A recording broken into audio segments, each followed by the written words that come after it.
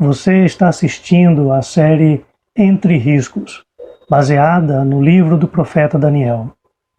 Sobre você eu desejo a graça e a paz do nosso Senhor e Salvador Jesus Cristo. A última mensagem desta série tem como tema uma visão ampla da vida e está baseada em Daniel capítulo 12, versículos de 1 a 3, que nos diz o seguinte: E naquele tempo se levantará Miguel, o grande príncipe, que se levanta pelos filhos do teu povo, e haverá um tempo de angústia qual nunca houve, desde que houve nação até aquele tempo. Mas naquele tempo livrar-se-á o teu povo, todo aquele que se achar escrito no livro. E muitos dos que dormem no pó da terra ressuscitarão, uns para a vida eterna e outros para vergonha e desprezo eterno. Os sábios, pois, resplandecerão como o resplendor do firmamento, e os que a muitos ensinam a justiça refugirão como as estrelas sempre e eternamente. Temos uma visão fragmentada da realidade e isso nos aflige. Se nós tivéssemos uma visão ampla da vida, nós nos sentiríamos mais seguros. Existe inclusive uma parábola sobre o conhecimento humano, como o nosso conhecimento é limitado. A parábola fala de 4 cegos procurando conhecer e definir um elefante. Um cego ficou examinando a cauda, outro ficou examinando a pata, outro ficou examinando as orelhas e outro ficou examinando a tromba. O que examinou a cauda disse: o elefante é uma cauda. O que examinou a pata disse: não, você está enganado. Um elefante é uma pata, se parece com uma pata gigante. O outro disse: não, vocês dois estão enganados. Um elefante é uma grande orelha. Enquanto o último deles disse: não, todos vocês estão enganados. O elefante é uma tromba. A verdade dessa parábola se aplica a todos os ramos do saber humano. Nós podemos ver isso, por exemplo, na ciência. A ciência tem suas especialidades. E cada especialidade se concentra em um aspecto da realidade da vida. E com isso, não raro, uma especialidade da ciência se choca contra as afirmações de outra especialidade da ciência. Uma teoria se choca contra outra teoria. Isso também se aplica à nossa relação com as notícias, nós que não somos cientistas. Quando nós queremos nos inteirar do que está acontecendo, nós procuramos os noticiários. Porém, os noticiários nos dão retalhos da história. Por isso que, às vezes, quando você separa meia hora para ler os noticiários da manhã, ou quando você separa meia hora para assistir os noticiários à noite, quando termina você se sente mais confuso do que antes, porque foi-lhe passado uma série de retalhos sem conexão uma coisa com a outra. Isso se dá porque a história está sendo construída, está acontecendo, e portanto nós temos contato apenas com pedaços dela. Quanto mais abrangente for a nossa visão da realidade, mais a nossa aflição diminuirá. Por que é tão importante termos uma visão ampla da realidade? Porque as coisas fazem sentido quando existe abrangência. Não faz sentido quando nós vemos peças separadas. Mas quanto mais próximos nós estivermos da obra completa, mais sentido fará. Essa é a diferença entre a gente ler notícias e ler um livro de história. Que nos livros a história já está completa, com suas fases completas, e portanto faz sentido, porque tem começo, meio e fim, e ali nós vemos as causas e os seus efeitos. E se nós tivéssemos uma visão ampla desse grande quebra-cabeças que é a vida, as coisas fariam todo sentido e nós teríamos menos aflições. Essa visão ampla da vida existe na palavra de Deus. Deus revelou que a vida humana é uma obra dividida em 2 fases. Quem vê essas fases tem uma visão ampla das coisas. Se você entender a revelação de Deus sobre as fases da história, você terá uma visão ampla e confortadora da vida. É sobre isso que fala a última visão do profeta Daniel. Ele viu coisas sobre tempos distantes no futuro, coisas que falam de uma outra fase da vida humana na Terra. Nesse texto, nós começamos então com Daniel vendo mais riscos previstos para o seu povo.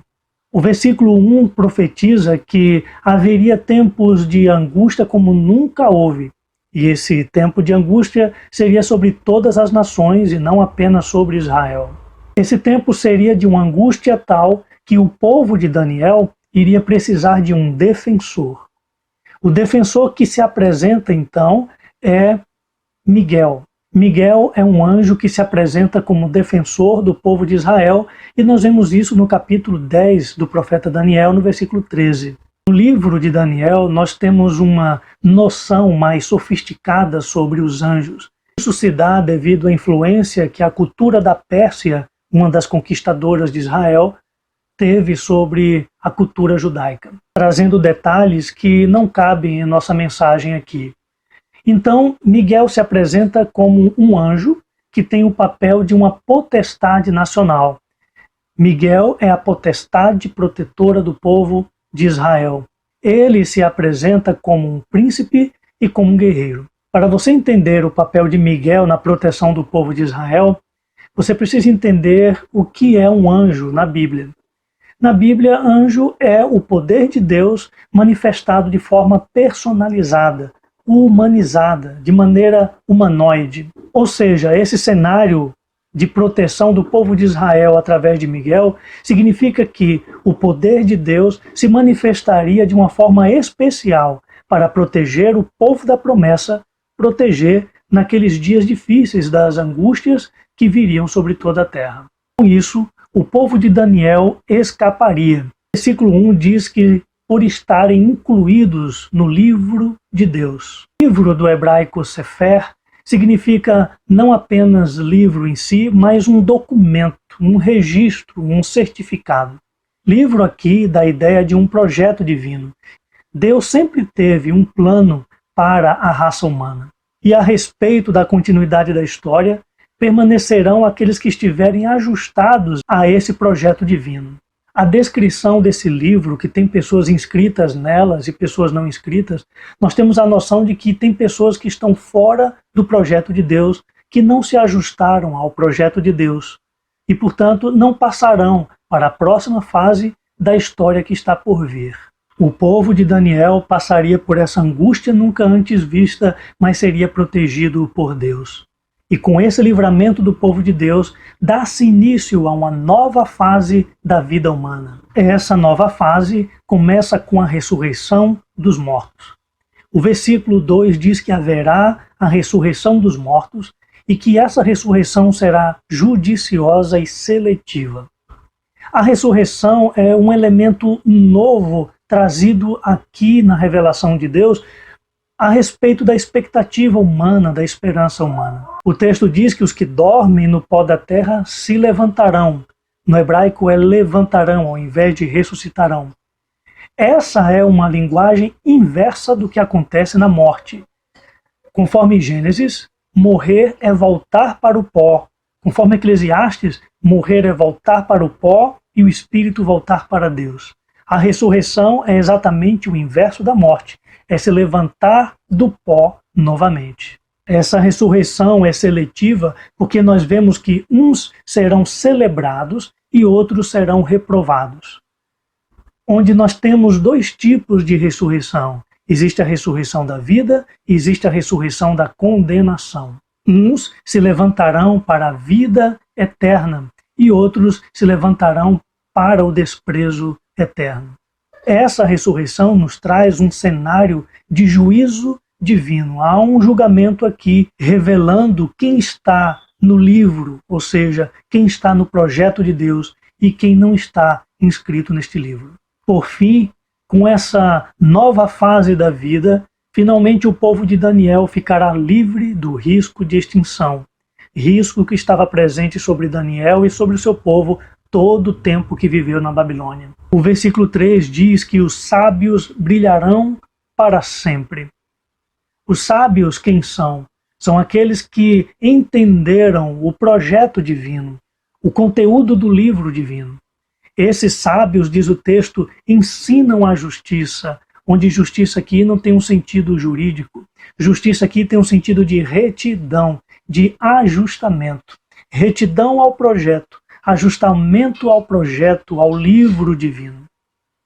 Esses sábios ensinam então as pessoas a se ajustarem à lei de Deus, ao projeto de Deus. E esses sábios do povo de Deus vão viver numa nova fase, uma fase eterna da vida humana. Essa profecia de Daniel nos dá conta de duas fases da história da humanidade.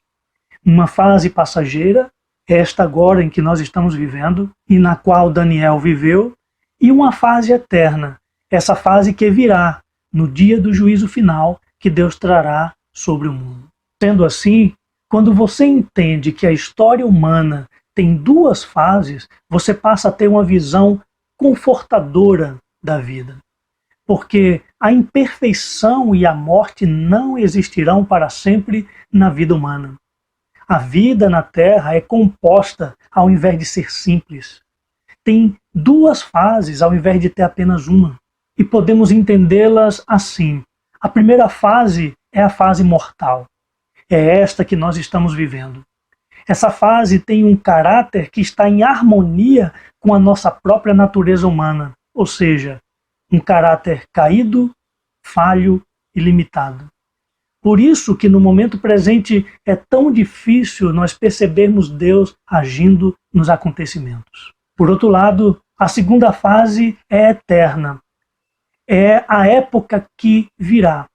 Será uma fase cujo caráter estará, por outro lado, em harmonia com a natureza de Deus. Ou seja, uma fase completa, harmoniosa e boa. E assim, o que nós sempre desejamos para a vida, um dia se realizará. Sempre desejamos uma vida ideal, onde o mal e a morte não estivessem presentes. Sempre desejamos porque estávamos sempre percebendo de forma intuitiva que existia um projeto para isso. Sempre estivemos percebendo na alma um plano de Deus a respeito disso. Por causa do projeto de Deus, um dia o caráter passageiro e doloroso deste mundo se acabará. E se estabelecerá então um tempo de coisas duradouras, de coisas permanentes. Diante disso, veja você o projeto eterno de Deus para a vida humana na Terra. Projeto que ele tinha antes de criar o mundo. Veja esse projeto através da revelação de Deus. Deus revelou aos seus profetas e aos apóstolos esse projeto e está registrado nas Escrituras, a Bíblia Sagrada. Entenda esse projeto e descubra como fazer parte dele. Veja as pistas desse projeto nos relatos da criação em Gênesis. Lá você saberá de uma certa árvore da vida. Por que será que esta árvore está lá no início? Lá você saberá que a serpente terá a cabeça pisada pelo descendente da mulher. Você sabe o que isso significa? Descubra o que isso significa e você perceberá que nada mais é do que uma pista do plano, do projeto que Deus tinha antes da fundação do mundo. Além do mais, você pode ver a prova disso no corpo de Jesus. O Evangelho nos mostra que Jesus ressuscitou, venceu a morte e ele ressuscitou para a vida. Ele morreu a nossa morte, ele morreu a primeira fase da vida humana, mas ele ressuscitou, ele inaugurou a ressurreição na história da humanidade. Jesus depois apareceu aos seus discípulos por um período de mais de um mês, por 40 dias, mostrando para eles um corpo glorioso que lhes estava prometido. E ele disse que retornará para dar aos inscritos no projeto de Deus, aos inscritos no livro de Deus, a vida eterna que ele conquistou em seu próprio corpo. No corpo de Jesus, você entende o projeto de Deus para a próxima fase da humanidade. Além disso, você já orou ou rezou esse propósito inúmeras vezes. Você fez isso através da oração do Pai Nosso. Quando na oração você disse: seja feita a tua vontade, assim na terra como no céu. Esse é o propósito de Deus. Esse é o projeto de Deus para a humanidade. Que um dia aconteça na terra a harmonia que acontece no céu. Tendo uma visão ampla da vida, você sabe que um dia todos os riscos se acabarão. Um dia a realidade vai mudar completamente. Os riscos que tanto põem a nossa vida em perigo só existem em uma realidade cujo chão é escorregadio. Porém, um dia a realidade terá um novo chão, um chão firme e duradouro, e nesse chão os riscos não existirão. Um dia a vontade de Deus se cumprirá na história humana, e a vida será repleta de segurança ao invés de riscos. A vida será repleta de vida ao invés de morte. Faça você parte do projeto de Deus, do plano de Deus. Se inclua para a próxima fase da vida humana e faça isso através do Salvador Jesus Cristo. Que o Senhor te abençoe. Até a nossa próxima mensagem e até a nossa próxima série.